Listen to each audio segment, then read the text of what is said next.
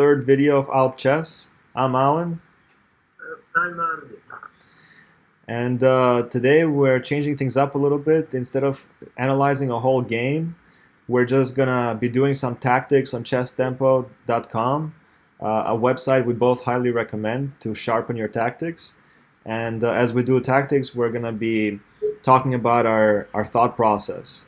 So hopefully you guys can follow along and maybe learn a thing or two, and maybe we can learn too. So we started with the blitz problem set. So without further ado, let's get started.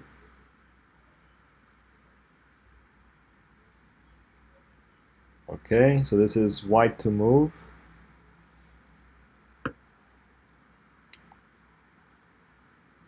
Okay. So white to move and to win. It could be checkmate, it could be just winning material.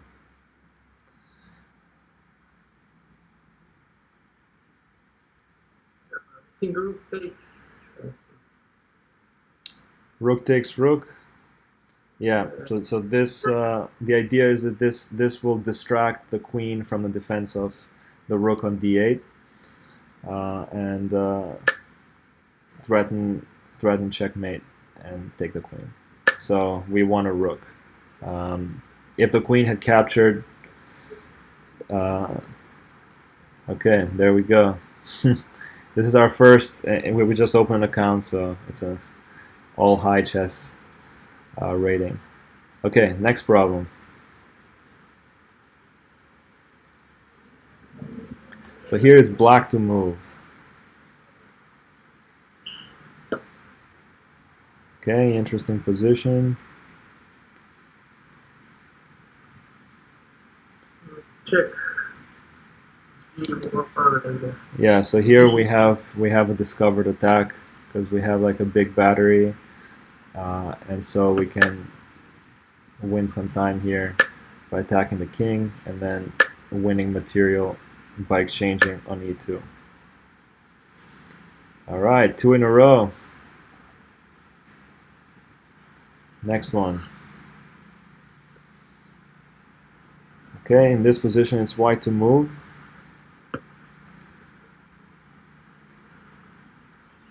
Black goes back.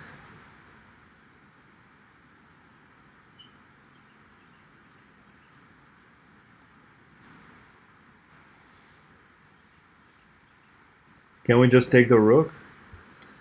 I think it's just hanging, right?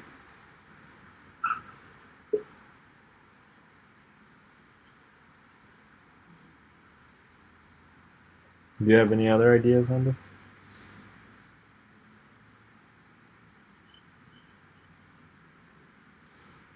Yeah, I think maybe just taking the rook. Yeah, so it's just a hanging piece. This one, I guess, was an easier one. And here, maybe we can take the bishop.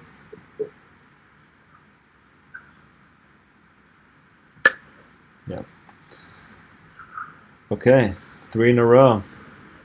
So some of the problems are easier than the others, but it's just a hanging piece. But you have to know, you have to realize which ones are easier and which ones are not. Okay, in this position, so black, white to move. Black has 3 pawns for the knight, which usually should be enough, but okay, I have an idea of how to approach this position. I think maybe king f2 might be a good move, because as you can tell, the black king doesn't have a lot of squares to go to after king f2, and the knight blocks the retreat. The only square would be on e4, and on e4 we can fork the king and bishop. So I think this is the right move. Okay, maybe not. Knight c3 right away. Okay, so I guess if he retreats the bishop in some way, then it's unavoidable mate. So I had the right idea, but I went about it. The moves needed to be flipped. So in this case, the mate is unavoidable. Okay, so the first problem that we got wrong, 1 out of 4, not bad. Okay, in this position, it's white to win.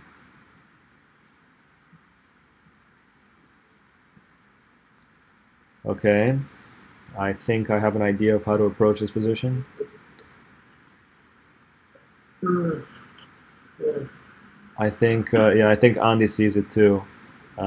Normally, we would play knight f7 check. We would like to play knight f7 check to fork the king and queen, but in this case, the bishop defends this square, so we just take the bishop off, and now we can play this fork. All right, so that's 5 problems. Moving on to problem number 6. Okay, in this position, it's black to move.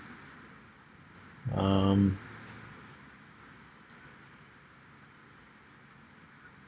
okay. So we're already a piece down, so we should probably try to have some mating attack going here. Usually the king and the queen and knight complement each other really well.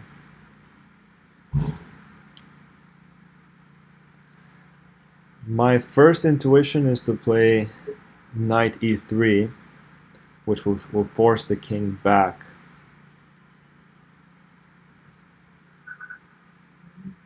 Okay, yeah, so this is just, I think, a brute calculation problem. But I think knight e3, the great thing here, okay, so the computer just took. If the king had gone back, then we could have either checked with the queen here or here, and or here, and then eventually and then checkmated, because the knight would have blocked the 2 escapes of the king. So the only way for the computer to avoid that checkmate was to give up the queen, and so we win this.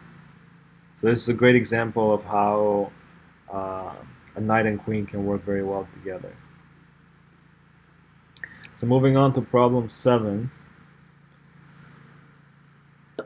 So here we have the black king very much, in deep trouble. He cannot retreat. I think we just have to bring the rest of our pieces in and keep checking, right, Anda? So the move bishop f8 seems like it's screaming to be played. So only one move, and then bring the other piece in. Only one move, and then finally here. So it completes the mating net. So whenever, like, this is a great example, whenever you see the opponent's king kind of stranded in the middle of surrounded by your own pieces, just bring your pieces around the opponent's king, and that should finish the checkmating attack. Okay, moving on to problem 8. So here we have black to move and win. So material seems even. Okay, so here's another example, I think, of an overworked piece, right, Andy? So I think the overworked piece here is the white queen, because it has to keep it has to keep defending the rook on a3, which just captured the pawn, but it also has to keep defense of this knight on e4, because if this knight were to be captured and he captured with the pawn, then the rook on f2 becomes a weak piece all of a sudden. So if my guess is correct, then this should be the good move. So okay, so he could not have captured with a queen. So now we just want a piece. So we have 7 out of 8 correct. So we are on a roll.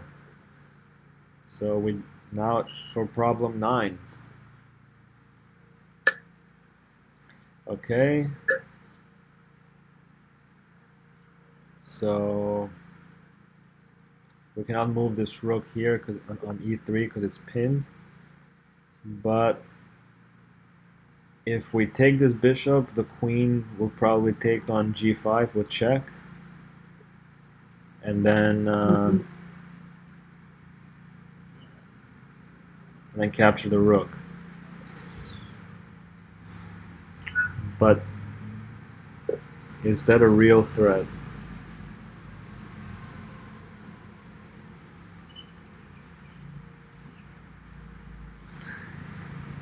Keep in mind that this bishop is also pinned to the queen.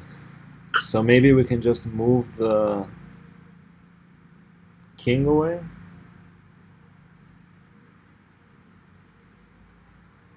No, it's hard to find a square for the king. So okay, this is a little bit tougher.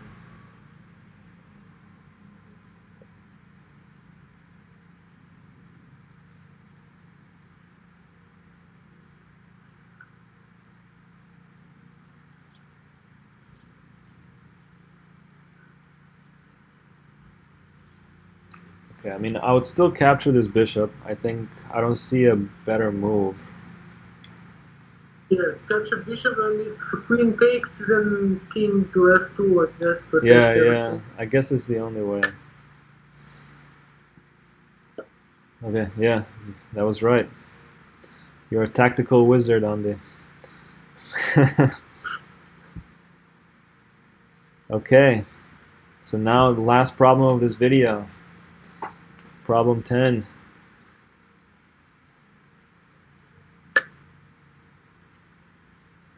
So, okay.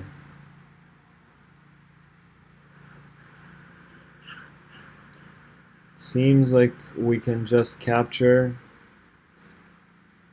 but white's pawns are. I think white's. Maybe it could be a draw if we capture too quickly, because maybe the rook can come to h5 and capture this pawn. But we can interpose the rook here, so it won't be a draw. Because we can interpose the rook and he can no longer capture the pawn. For those who don't know, if the rook had captured the pawn, then even though we're up a piece, rook and bishop versus rook is like a known theoretical draw. So we should keep this pawn from being captured. That makes a whole difference in this position. So okay, so we finished 10 problems and we got 9 of them correct. Hope you guys enjoyed. Hope you learned some stuff about discoveries, about defending a position, about overworked pieces, and we really like these little tactical maneuvers. They really come in handy in the game. So if you like the video, you can like it, subscribe it, comment on it, and we'll see you guys next time. Bye bye. Alright.